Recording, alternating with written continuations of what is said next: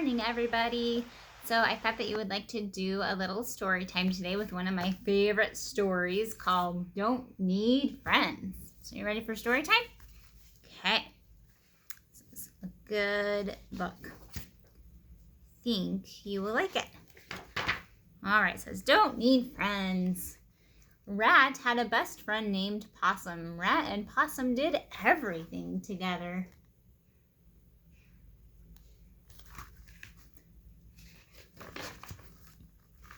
Until Possum had to move to another junkyard, leaving Rat behind.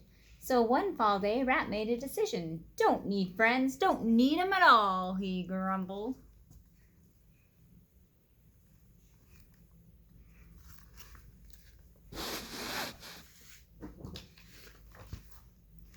Morning, Rat, said Mouse. How do? How do? Terrible, said Rat as he scrounged for scraps. And don't ever ask again. He grabbed a biscuit and continued on his way. Afternoon, friend, said Pigeon. Care to share this poppy seed muffin with me? I'm not your friend, and I don't share, said Rat in a huff. Evening, Rat, called Raccoon. I'm having a party. Care to come? Don't like parties, said Rat, and I don't like you. Raccoon frowned and scurried away. Man, he's not being very nice, is he? A little bit grumpy.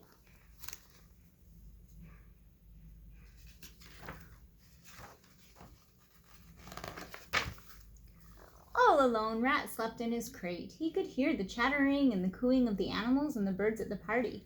He thought of his old friend Possum and sighed. Don't need friends, he mumbled as he drifted off to sleep. Don't need 'em at all. Day after day, Rat kept to himself, mumbling and grumbling to nobody in particular. If anybody spoke to him, he just sneered. Pretty soon the animals stopped inviting Rat to parties. They stopped asking him to share their meals. They even stopped saying hello. Fine with me, thought Rat. Don't need friends. Don't need 'em at all. There he is, sleeping all alone. He looks a little bit sad to me.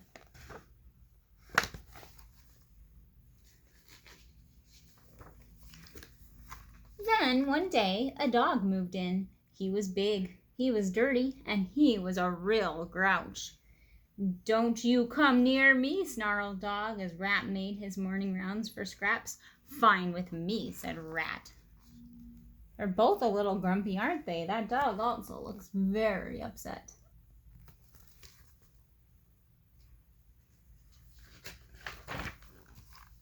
So Rat and Dog stayed on opposite sides of the junkyard, Rat in his crate and Dog in his barrel. Sometimes they watched each other from across the way.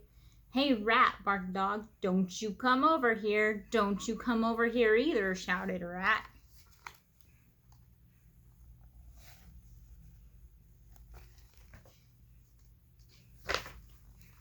At night, Rat could hear Dog howling to the moon. It wasn't a very friendly sound. Why do you think he's howling?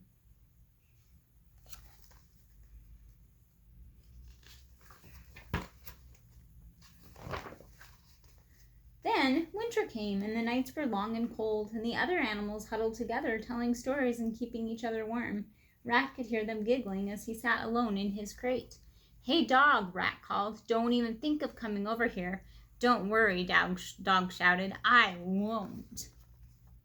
I think they secretly want to come over to each other. What do you think?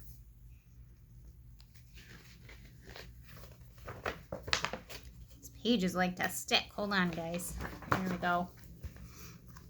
But that night, when Rat heard Dog howling at the moon, he wondered why Dog sounded so lonely. Forgot about that, Rat mumbled to himself as he turned his back to Dog's howling. Who cares about Dog anyway? One winter morning, the temperature dropped to an all-time low. Snow covered the junk piles, ice glistened off old hubcaps. The animals stayed huddled together all day, eating scraps that they had saved for such weather.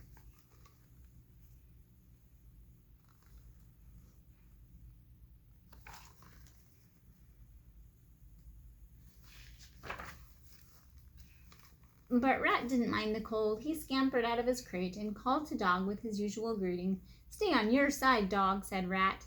Dog growled at Rat, but that was all. Rat noticed that Dog was moving much slower than usual as he marched up and down his side of the junkyard. Humph, said Rat. Lazy old mutt.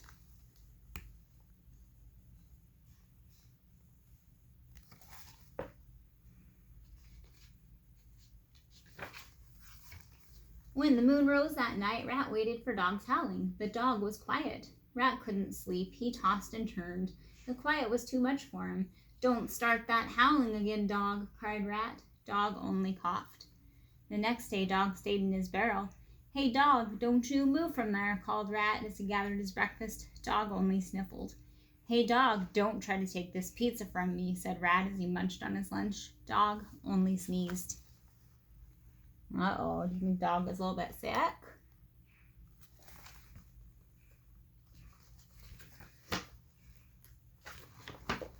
The sun set behind the mountain of junk, and still Dog did not move from his barrel. "Fine," shouted Rat. "Stay in there. See if I care." As Rat stomped off to his crate, he stumbled upon the greatest treasure he could ever have imagined. It was a foot-long salami sandwich. "Better grab this before someone else sees it," Rat thought. He started to drag it home, and then he stopped. It was an awfully big sandwich, big enough for two. "Don't need friends, don't need 'em at all," grumbled Rat as he rolled the sandwich towards Dog's barrel. What do you think he's gonna do? There's Dog. There's Rat in the sandwich.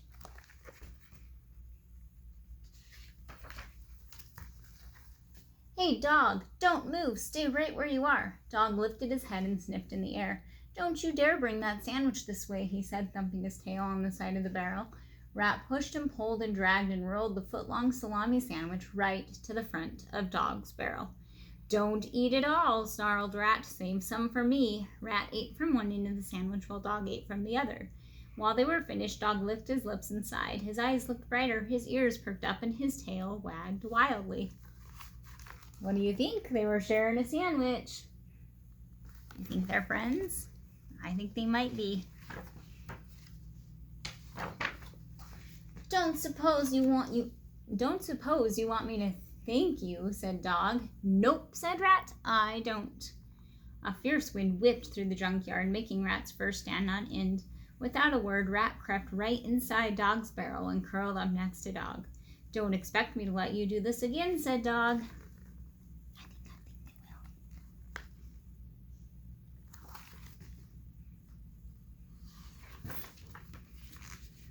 But the next night, when Rat came back, Dog didn't complain, and the night after that, and the night after that.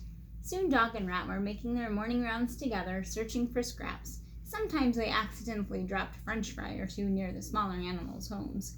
"Hate French fries," Rat grumbled. "Who needs 'em?" said Dog. Is that silly? They were so grumpy in the end. They became friends.